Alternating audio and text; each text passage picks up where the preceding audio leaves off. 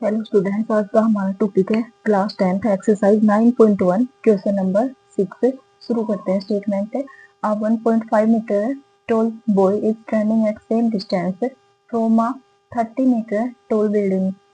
The angle of elevation from his eyes to the top of the building increased from 30 to 60 degree as he walked toward the building. Find the distance he walked toward the building. देखिए क्या कह रहा है, एक लड़का है जो 1.5 metre लंबा है। ये हो गया हमारा लड़का जो 1.5 मीटर लंबा है। Is standing at some distance, ये खड़ा है कुछ दूरी पर, from a 30 metre tall building, एक 30 मीटर लंबी बिल्डिंग से ये कुछ दूरी पे खड़ा है। मान लीजिए ये होगी हमारी 30 मीटर लंबी building. The angle of elevation from his eyes, अब ये लड़का खड़ा है तो इसकी आंखें यही होंगी, तो कह रहा है कि इसकी आंखों से जो एंगल बन रहा है to the top of the building, building के टॉप से लेकर increase from 30 degree to 60 degree. ये पहले तो था हमारा 30 degree and to 60 degree as he walk toward the building. कह रहा है कि जैसे जैसे इसने बिल्डिंग की तरफ चलना शुरू किया ये एंगल बढ़ के हो गया हमारा 60 degree. Find the distance he walk toward the building, हमें ये वाली डिस्टेंस निकालनी है कि ये कितनी दूर चला है बिल्डिंग की तरफ। तो मान लिया हमने ये x हो गया एंड ये डिस्टेंस हमारी होगी y, तो ये टोटल जो डिस्टेंस होगी ये हमारी होगी x प्लस y मीटर। चलो निकालते हैं हम। पहले ट्रायंगल को नाम दे देते हैं। ये पॉइंट हमारा हो गया A, ये हो गया हमारा B, C एंड D।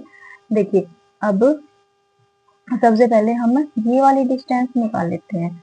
अब ये वाली हमारी है 1.5 एंड ये पूरी है हमारी 30, तो यहाँ से अगर हम DC निकालेंगे, DC निकालने के लिए हमारा हो जाएगा, इसको भी नाम दे देते हैं E एंड F। DC निकालने के लिए हम कर देंगे DE minus CE, CE minus क्या, DE हमारी कंप्लीट है 30 एंड CE हमारी है 1.5। 30 में से अगर हम 1.5 को माइनस कर देंगे तो यहाँ से हमारी आ जाएगी 28.5 मीटर DC, ये वाली हमारी हाइट आ गई। अब हम यहाँ से निकालते हैं। पहले हम ट्रायंगल ले लेते हैं, पूरी AD एंड C लिखते हैं in right angled triangle ACD। Right angle triangle ACD में हमारा DC divide by AC, perpendicular divide by base हमारा फॉर्मूला होता है 10 का एंड दैट इज एंगल हमारा है पहले 30 डिग्री का। तो यहाँ से लिखते हैं हम DC divide by AC is equal to हो गया हमारा 10 30 डिग्री। DC हमारी आई है 28.5 डिवाइड बाय AC हमारी कंप्लीट है x plus y is equal to 10 30 की वैल्यू होती है हमारी 1 डिवाइड बाई √3। क्रॉस मल्टीप्लाई करवाते हैं, यहाँ से हमारा हो गया x plus y is equal to 28.5 multiply √3 metre. ये हमारी आ गई कंप्लीट। अब हम ये छोटी वाली ट्रायंगल लेते हैं। Now in right angled triangle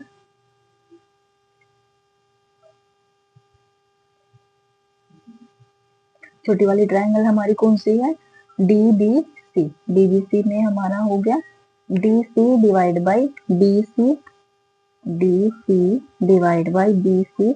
अब ये एंगल हमारा 60 डिग्री का है तो यहाँ से हमारा हो गया 10 60 डिग्री, वैल्यू रखते हैं यहाँ से हमारे।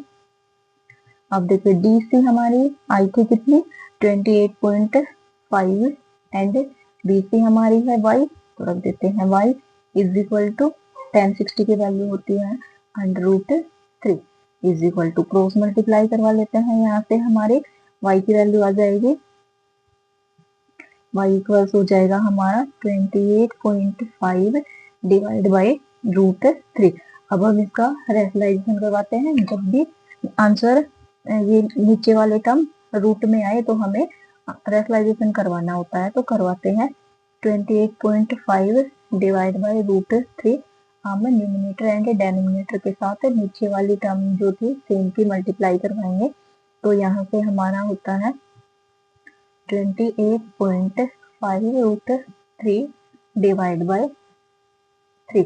यहाँ से हमारे y की वैल्यू आ गई ये वाली।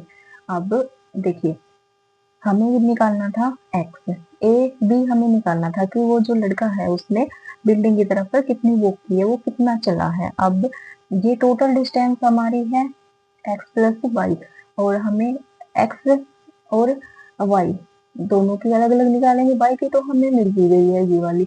अगर हम x प्लस वाई में से इस y को माइनस कर देंगे तो सिर्फ x की टर्म आ जाएगी। तो यहाँ देखिए x plus y is equal to 28.5 multiply √3 मिला है। तो अगर हम x प्लस वाई में से y को माइनस कर देंगे तो यहाँ से हमें वैल्यू मिल जाएगी सिर्फ x की। तो चलो करते हैं हम।